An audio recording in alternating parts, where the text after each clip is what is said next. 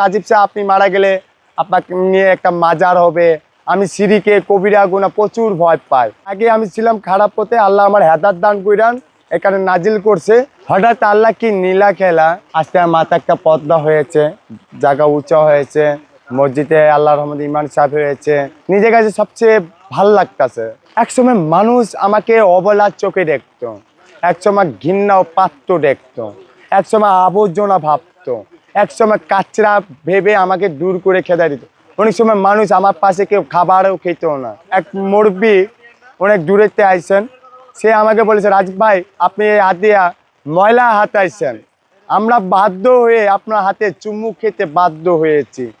বুঝেন আমার আল্লাহ কি একটা ভালোবাসা সম্মান দিয়েছে। আবার উনিজন বলছে, রাজীব সাহেব আপনি মারা গেলে আপনাকে নিয়ে একটা মাজার হবে, আপনাকে নিয়ে এটা অনেক কিছু হবে। আল্লাহর হস্তে দয়া মাপ চাই। আমাকে নিয়ে মাজার মানানো চিন্তা ভাবনা স্বপ্ন বাদ দিয়ে মাথা বের করে, যদি ওটা আমার যদি স্বপ্ন থাকতো, আমার এই বাংলাদেশ আমি অন্য জায়গায় মাজারে সাধু বেশ ধরে আমি ইনকাম করতে পারতাম। আমার তসবির আছে, আপনারা দেখেছেন, আপনাদের মাঝে প্রচারও করেছি। আমি সিঁড়িকে কবিরা গুনা প্রচুর ভয় পাই, যেটা কামের লাগবে না। আমাকে স্বাভাবিক মাটি দিয়েন, স্বাভাবিক আমি যেখানে মরে যাব ওখানে পারলে আজিমপুরে অবস্থানে মাটি দিয়েন। আমাকে এখানে মাজার মারানো স্বপ্ন দেখেন না, আর মাথা এটা বের করে দেন।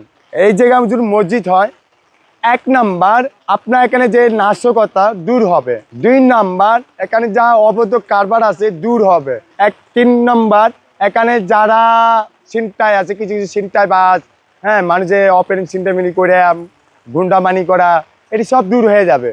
আর দ্বিতীয়ত আপনার যারা ছেলে মেয়ে বাচ্চা পোলাপান পার্কে ঘোরাঘুরি করে, ফুল নিয়ে ঘোরাঘুরি করে, চকলেট নিয়ে লজেক নিয়ে ঘোরাঘুরি করে, তারা ইনশাল্লাহ ওটি না করে এখানে বসে দিনের শিক্ষা নেবে। দিনের শিক্ষা নিলে তার লাভ হবে। হ্যাঁ, ওর লাভের লেগেই আমরা সব কিছু করতে রাজি আছি। এখানে যারা ফ্যামিলি ঘুরতে আসে, এখানে যে কোনো হকার ভাই আছে, যারা ব্যবসা করে, যারা দিনে ভাই নামাজ পড়ে, দেখা যায় কি দোকান খুলে তারা মসজিদে যাইতে পারে না, তার ব্যবসা খুলে সে যাইতে পারে না। তার কারণে যদি এখানে যদি দোকানে থাকে, ওর একজন বলে, ভাই তুমি দেখো আমি তো ওই নামাজে আপাতত করে আসছি। আমি যা করতেছি ভালো উদ্যোগে, আমার এখানে ব্যবসা নাই, এখানে আমি কোনো বিজনেসও করি না, এখানে আমি কোনো মাদকের কারবারও করি না, আমি এখানে ছিনতাইবাজি করি না, মানুষের সাথে ধোঁকাবাজি করে খায়ও না। আল্লাহ দয়া করে, আগে আমি ছিলাম খারাপ পথে, আল্লাহ আমার হেদাত দান কইরান এখানে নাজিল করছে। আমি দিনে শিক্ষা নিতে চাই, দিনে আলো নিয়ে মরতে চাই। আমার উসিলা যদি পথে মানুষ যদি দিনে শিক্ষা নিতে পারে, আলহামদুলিল্লাহ, এ তো খারাপ উদ্যোগ না, যা করতেছি তো আল্লাহ উদ্যোগকে।